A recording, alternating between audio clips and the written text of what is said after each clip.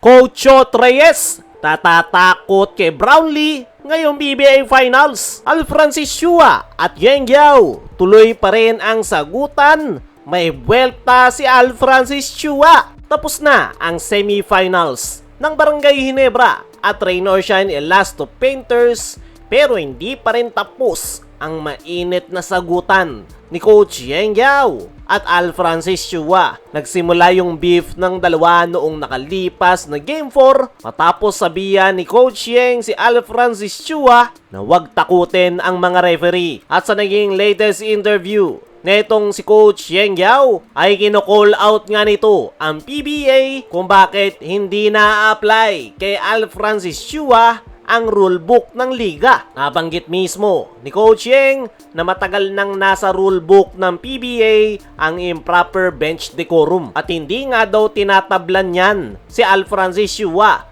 dahil hindi pa daw ito natatawagan ng technical o kahit warning man lang. At sa naging press con nga ng magiging finals ay nagsalita itong si Alfrancis Chua kung saan malayong malayo si Yeng Yao kumpara sa head coach ng Ginebra na si Coach Tim Cone. Compare nga raw ng compare si Yeng Yao sa kanilang team governor na kesyo hindi daw ginagawa ng team governor ng Rain or Shine ang magreklamo sa referee. Ang paliwanag nga dyan ni Alfrancis Chua ay manager nga daw siya at team governor ng Barangay Ginebra. Kaya naman, uma-acting nga daw siya as a manager ng nasabing kupunan. Pinoint out pa ni Boss Al na maraming team manager din yung nagrereklamo gaya ng Meralco, Phoenix at TNT Tropang Giga. At hindi na daw problema ni Alfrancis Chua kung bakit siya hindi natatawagan ng technical. Kaya naman, natatawa na lang daw si Alfrancis Chua sa mga pinagsasabi ni Coach Yeng Yao. Hindi na raw problema ni Alfrancis Chua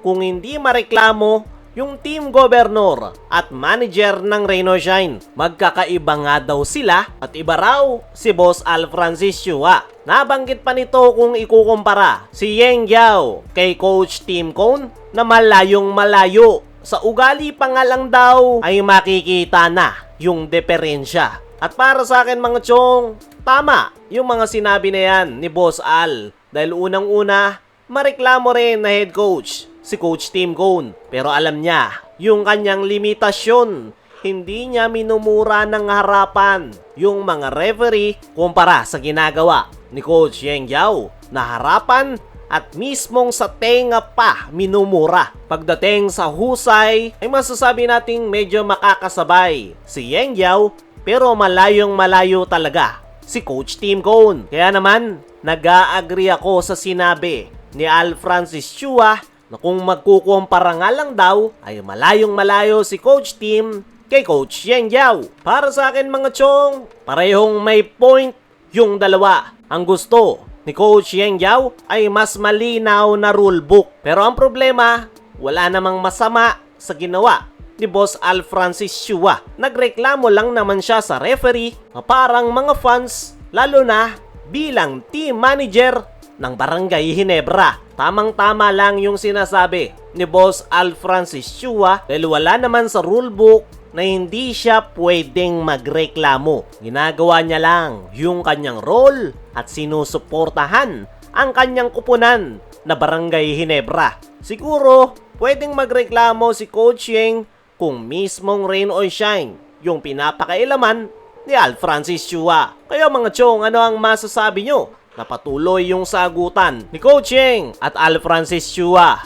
I-comment mo lang dyan sa ibaba. Samantala, Coach Reyes, tatatakot kay Brownlee ngayong PBA Finals. Ngayon nga na magkakaroon ng rematch ang Ginebra at TNT sa finals, ay isa sa nababahala ay itong si Coach Reyes. Dahil ayon sa kanyang naging latest interview na ngayong paparating na PBA Finals ay si Justin Brownlee raw yung pinaka main concern ngayon ng TNT Tropang Giga. At kung pagbabasehan nga raw yung performance ni JB sa nakalipas na semis kontra Rain or Shine ay kitang-kita raw na kondisyon ang nasabing import. Nabanggit rin ni Coach Reyes na si Justin Brownlee ang gold standard pagdating sa imports dito sa PBA. Ilang taon na nga raw naglalaro si JB sa Barangay Ginebra pero hanggang sa ngayon hindi pa rin bumababa yung performance nito.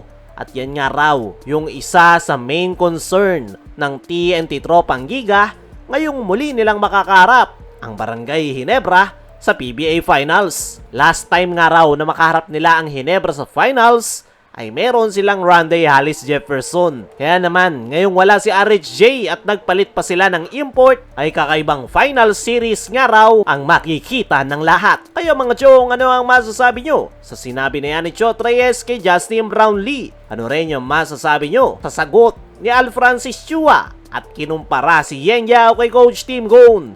I-comment mo lang dyan sa ibaba.